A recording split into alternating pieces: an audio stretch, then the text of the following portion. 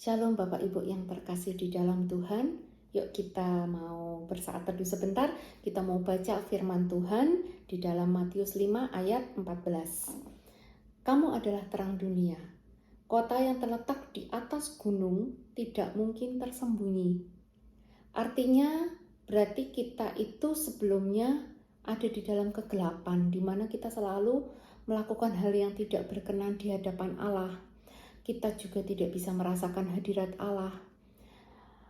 Menjadi terang dunia artinya kita itu menjadi teladan bagi sekeliling kita.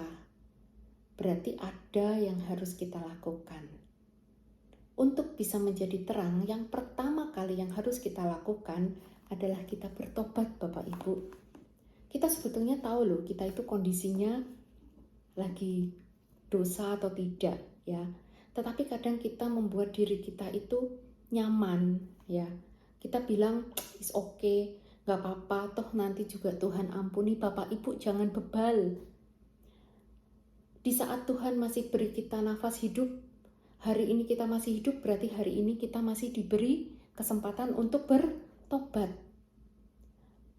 Roh Kudus itu selalu mengingatkan, dan kita harus responi saat Roh Kudus ingatkan. Karena kita nggak tahu loh kapan kita dipanggil Tuhan, ya.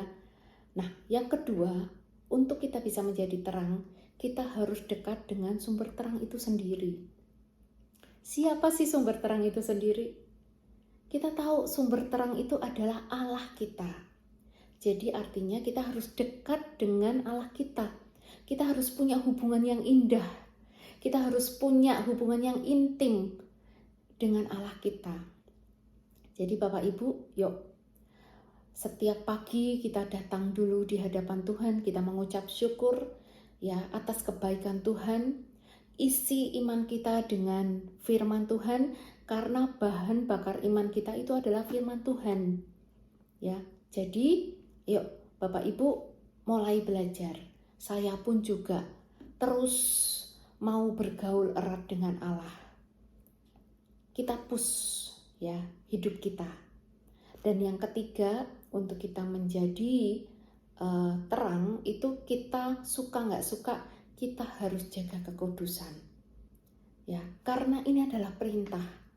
Baca di 1 Petrus 1 ayat 16, Tuhan bilang apa? Kuduslah kamu, sebab aku kudus.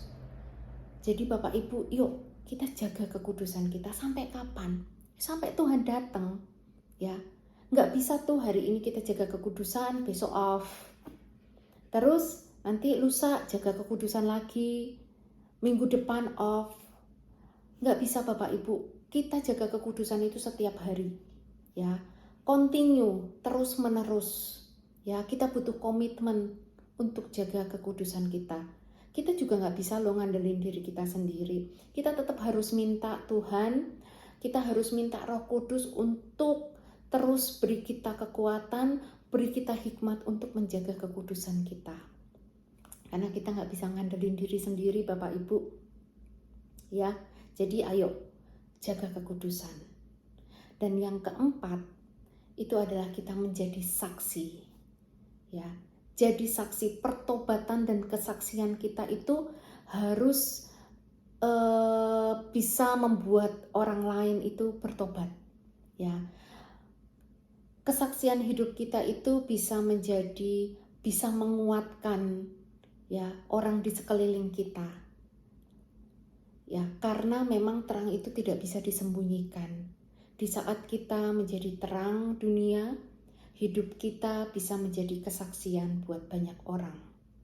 Saksikan kebaikan Tuhan setiap hari, karena memang Tuhan itu baik banget, ya. Mungkin di saat kita menyaksikan kebaikan Tuhan, kadang kita menerima cemooh, ya.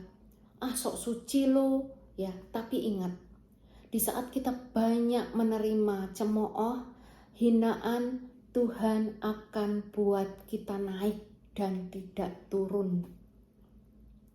Jadi Bapak Ibu, ayo push your limit in God. Dan kita akan menjadi terang dunia.